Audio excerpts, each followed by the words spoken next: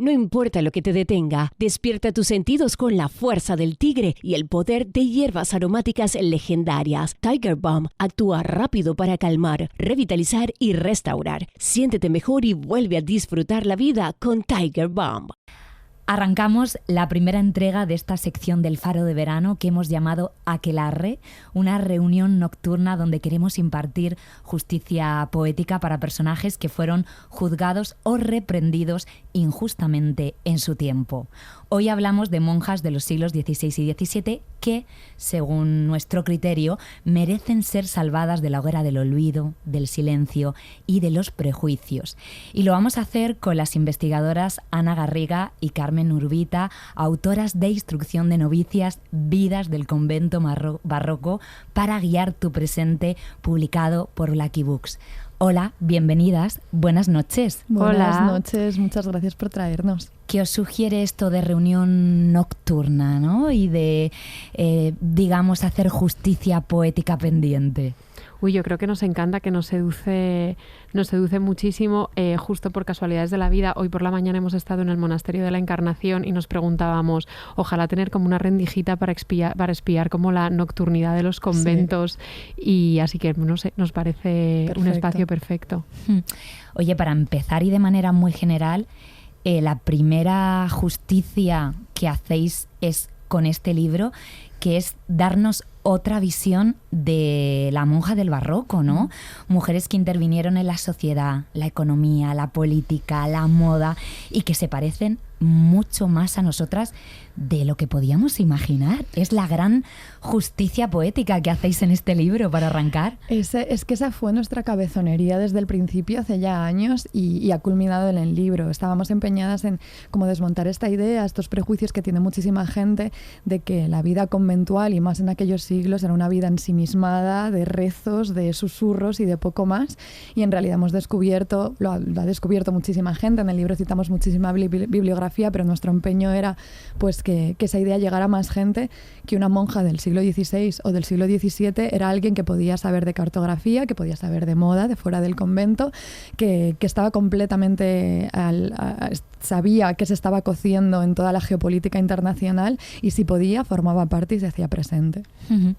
La verdad que yo cuando leía el libro pensaba mucho en mujeres que fueron acusadas de brujas y no sé por qué me salía esta comparativa. ¿Qué puede compartir esas monjas con esas mujeres que fueron juzgadas por brujas injustamente, claro? Pues en realidad nosotras es que hemos pensado muchísimo en las monjas y muy poco en las brujas, pero a raíz de la salida del libro mucha gente ha mencionado a las brujas y es súper interesante que lo menciones porque en realidad es un poco como la misma tipología de mujer, ¿no? O sea, como que de hecho muchas de las mujeres que aparecen en el libro, o sea, no exactamente fueron procesadas por brujería, pero hay unos investigadores que siempre describen, por ejemplo, a Santa Teresa de Jesús como que era una funambulista que bien podía haber caído del lado de la santidad como podía haber caído del otro lado. O sea, como que creo que son como categorías de mujeres que simplemente no estaban como sometidas a la heteronorma y que buscaban como modelos de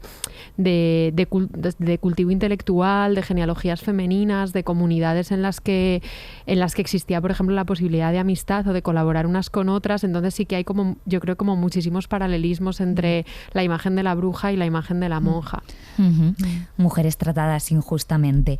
Recomiendo la lectura del libro desde muchas perspectivas porque tratáis un montón de temas, pero voy a centrarme un poco en la temática de esta sección y voy a ir al detalle de monjas de vuestro libro que fueron juzgadas de una manera u otra, ¿no? Y voy a empezar por las cañitas. ¿Quiénes eran y qué les pasó? A ver, las cañitas eran Catalina de Ledesma e Isabel de Santa Cruz. Aquí hay que aclarar que hicimos un poquito de trampa, porque nuestro libro se ocupa de la vida de monjas de los siglos XVI y XVII, y ellas monjas no eran, no pertenecían a ninguna orden, no vivían en clausura exactamente, pero sí que una de ellas montó una especie de beaterio donde recogía mujeres y demás. Y eran dos mujeres que fueron perseguidas por la Inquisición en distintos procesos. Se sabe que hubo uno en 1601, luego en 1603, 1606, está transcrito y publicado. Nosotras lo leímos en la Biblioteca Nacional y no dábamos crédito con lo que leíamos porque en ese proceso inquisitorial que tiene un tono bastante pornográfico, con esa mirada tan gélida y a la vez pornográfica de los inquisidores, pero ahí a través de los testigos y a través de los testimonios de ellas dos, lo que trasluce es una relación lésbica de muchísimos años, con sus toxicidades, con sus problemas, más allá de la persecución de la que fueron víctimas, también de, bueno, pues de baneos poliamorosos, celos, un poco de todo. Pero nos parecía un caso increíble que rescatar, porque siempre que se habla como de, no sé, cualquier mirada que arroje como alguna perspectiva queer al pasado, se le acusa de presentista, como de estar imponiendo una perspectiva actual a un pasado en el que eso no existió. Y el caso de las cañitas vamos, no puede haber realidad más tangible, ni no nos estamos inventando nada, lo dice directamente un caso inquisitorial. ¿Cómo terminó su historia? Pobrecitas, ellas sí, a ver, fueron castigadas, pero ellas se empeñaban en seguir, tuvieron que ir, las fueron desterrando. Las expulsaban de una ciudad, luego a otra, pero ellas... Sí, pero como suele suceder como con estos, a nosotras también, y en el libro aparece, aunque de manera soterrada, nos obsesiona mucho la idea de que se ha preservado en el archivo y que no. Entonces hay muchas de estas vidas, seguro que muchas de las vidas de estos como aquelarres que tienes como que reconstruir a partir de retazos que se han ido preservando en el archivo casi de manera como fugitiva y clandestina. O sea, no tienes como las grandes vidas de la historia que puedes rastrearlas con muchísima minuciosidad. Aquí siempre tienes como que... El otro día leíamos una investigadora que decía que lo que hay que hacer es como imaginar críticamente, que es como algo que yo creo que nosotras hacemos y que la historia de las cañitas se presta mucho como a jugar con eso. Hacías referencia al tema de este proceso de justicia que tenía un tono pornográfico, y recordáis, por ejemplo, también la historia de Benedetta Carlini, que se hizo una película sobre su historia. Y es una película que también coge este enfoque de sumisión pornográfico, ¿no? Y es un tema que está en vuestro libro, ¿no? De cómo cuando hemos mirado a estas mujeres, y la han mirado sobre todo los hombres, siempre han sido desde un lugar muy particular, ¿no?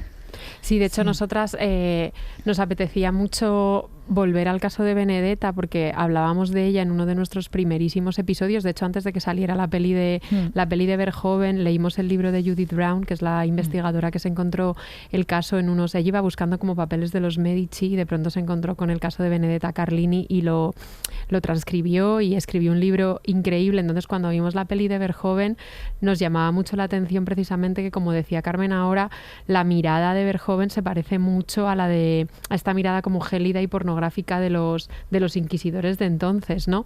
Entonces nosotras en el libro, que está estructurado en 7 capítulos temáticos y el 4º capítulo está dedicado al amor, intentamos poner como la historia de Benedetta como en contraste con otras historias de amor conventual de las que quizás tienes como menos información porque no pasaron como por el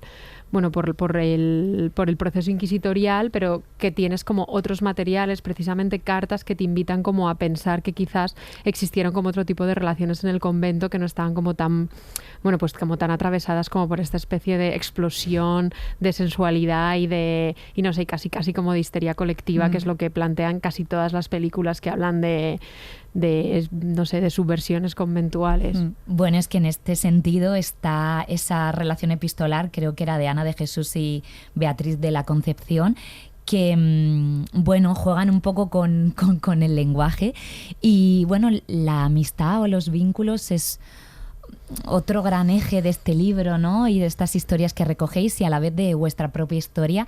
No lo he comentado antes, vosotras tenéis un podcast maravilloso que son Las hijas de Felipe, que es un poco el punto de partida de este libro, aunque el libro es otra historia diferente.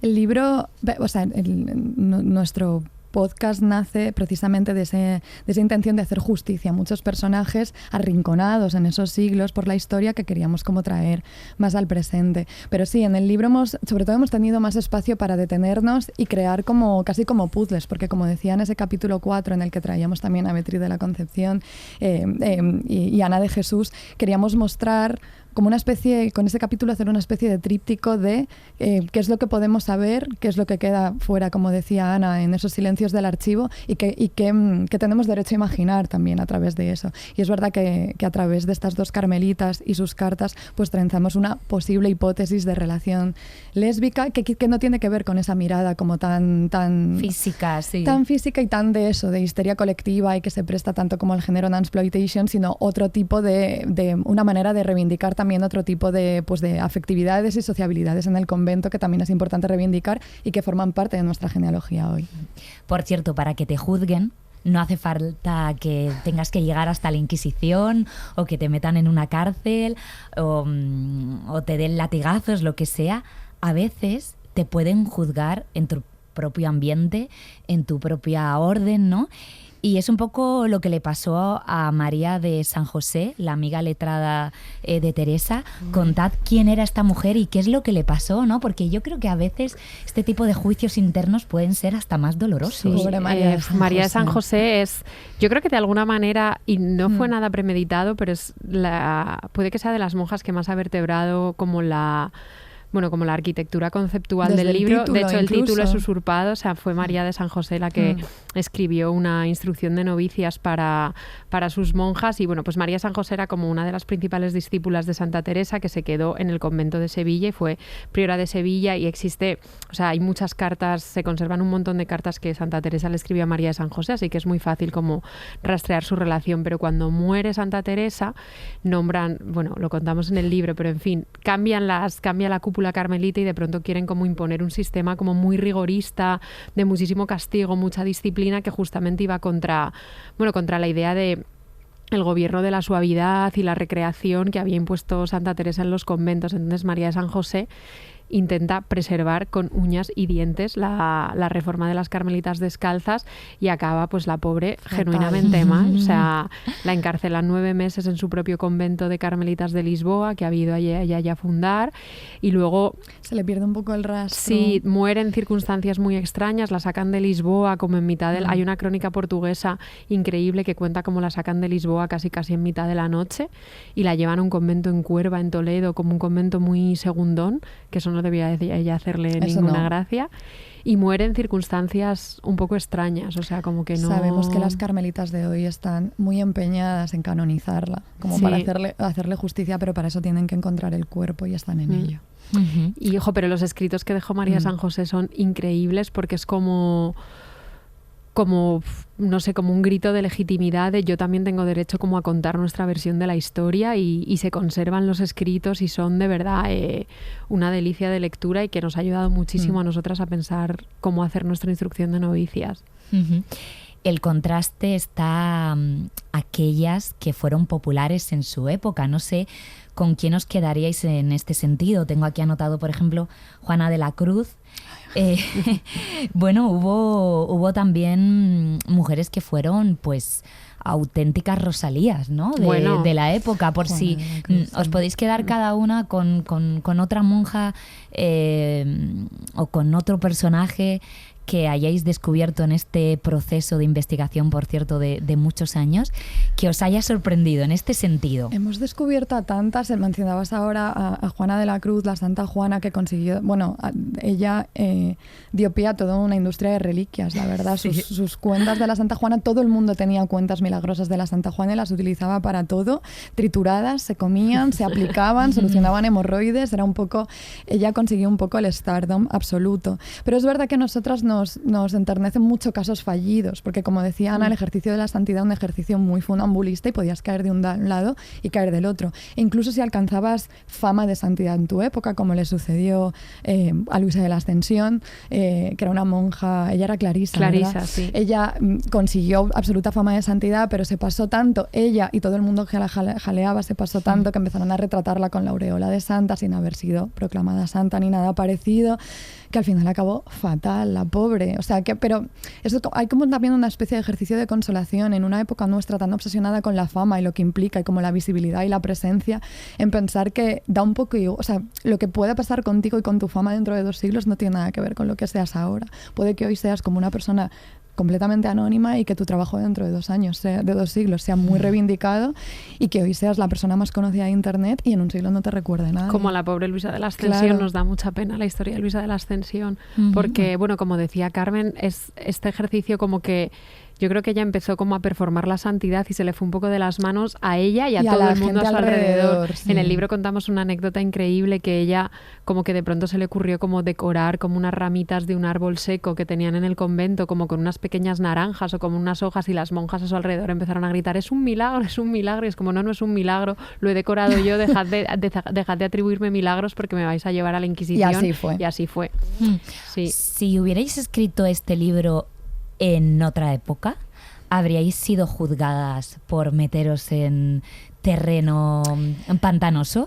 Me consta que alguna gente del entorno de la iglesia os ha hecho comentarios al respecto. Muy poca en realidad, pero sí algunas. Yo sí, tengo una fantasía a pensar de que si se ha leído este libro en los conventos, en catequesis, ¿no? Bueno, catequesis no si sabemos. se la ha sé, leído pero en conventos creo que Rosalía, el sabemos. equipo de los domingos. Sabemos que en algún convento se ha leído. De hecho, Sí. escribió una reseña una monja carmelita que admiramos mucho, que tiene un qué blog, bueno. y ella escribió una reseña muy temprana, al día siguiente de que saliera el libro, muy afinada y muy desde la perspectiva carmelita, claro, como de lo que el libro hace para recuperar esa parte de la historia carmelita.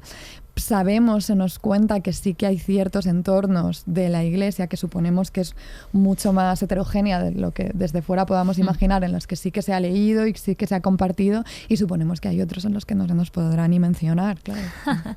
Oye, desarrolladme la idea del convento portátil, porque también me parece muy oportuna. Esto fue, me acuerdo que estábamos ya llegando al final del libro y queríamos escribir un epílogo, pero no dábamos como con el resorte que nos hiciera como pensar, y recuerdo que fue a Carmen que de pronto se acordó de otra monja que nos fascina muchísimo, Jerónima de la Ascensión, que es la clarisa que se fue como desde Toledo a fundar el primer convento católico en Manila, en un viaje con muchísimas penurias que contamos en el libro, y durante el viaje una compañera de Sor Jerónima, que se llamaba Sorana de Cristo, iba escribiendo como una crónica, y cuenta que lo primero que hacen, es solo una mención muy pasajera, pero cuenta que lo primero que hace cuando llegan al barco es construirse un convento portátil. Ellas no lo llaman así, pero sí que describen como que se atrincheran en el barco. Como un convento en miniatura, Claro, una zona sí, del barco. con su torno Sí. y su todo, como para no estar en contacto con los males del mundo exterior. Y a raíz de eso, como que, bueno, Suena como una metáfora. Sí, se nos ocurrió la idea del convento portátil. Sí, simplemente, como tú has leído antes, el subtítulo del libro es Vidas del convento barroco para guiar tu presente. Tenemos esta mirada transhistórica constantemente porque tenemos el empeño de mirar a estas vidas del convento, pero no esto lo decimos siempre y lo repetiremos 1000 veces, no estamos animando a nadie a parrear las puertas del convento es más que además cercano. Dios aparece de soslayo, como de quien refilón, dice. totalmente. Es un libro sobre monjas en el que Dios no aparece, eso es Sí. verdad, no está nada presente. Es no es esa historia. nuestra intención, claro, pero sí de lo que hablamos es de sujetos marginales de su época y de todas las estrategias de supervivencia que ellas desarrollaron, cómo implementarlas hoy. Que hoy, por eso la idea del convento portátil, una especie de, no sé, de caja de herramientas, de estrategias para sobrevivir en un mundo que cada vez es más atosigante, la verdad. Claro, y estamos en verano. El verano es el territorio del amor. ¿Algún consejo de una monja Uy. barroca para amar bien? Uy, Uy, qué cosa. Porque estaban a todo, en realidad. Estaban Sí. completamente a todo. A ver, hay un consejo que siempre lo damos como con cierto cuidado, que aparece en el primer capítulo del libro, que está dedicado a la amistad y que tiene mucho que ver con esta amistad que es muy rastreable entre Teresa de Jesús y María de San José, que como cualquier vínculo amoroso, amistoso, pues tuvieron millones de problemas, pero de alguna manera como que siempre aprendieron a limar las asperezas, porque al final el convento pues es una célula cerrada en la que tienes que aprender a convivir. Entonces un consejo es como...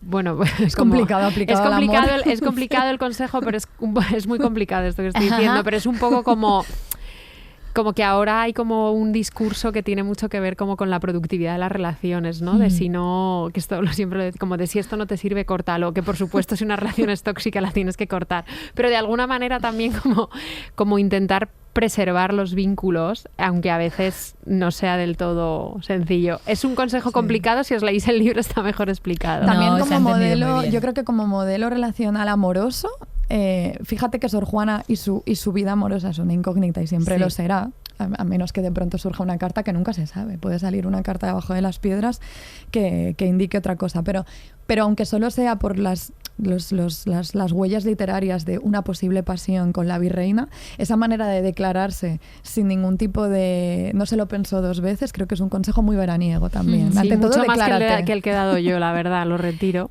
No, está muy bien. Oye, yo una cosa que también...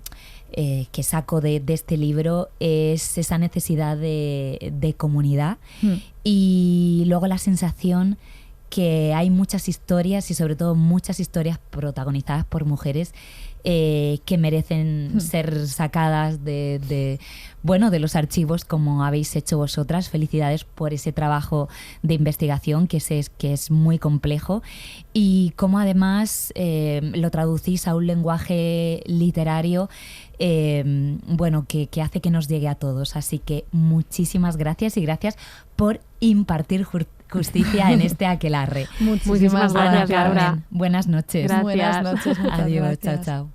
No importa lo que te detenga, despierta tus sentidos con la fuerza del tigre y el poder de hierbas aromáticas legendarias. Tiger Balm actúa rápido para calmar, revitalizar y restaurar. Siéntete mejor y vuelve a disfrutar la vida con Tiger Balm.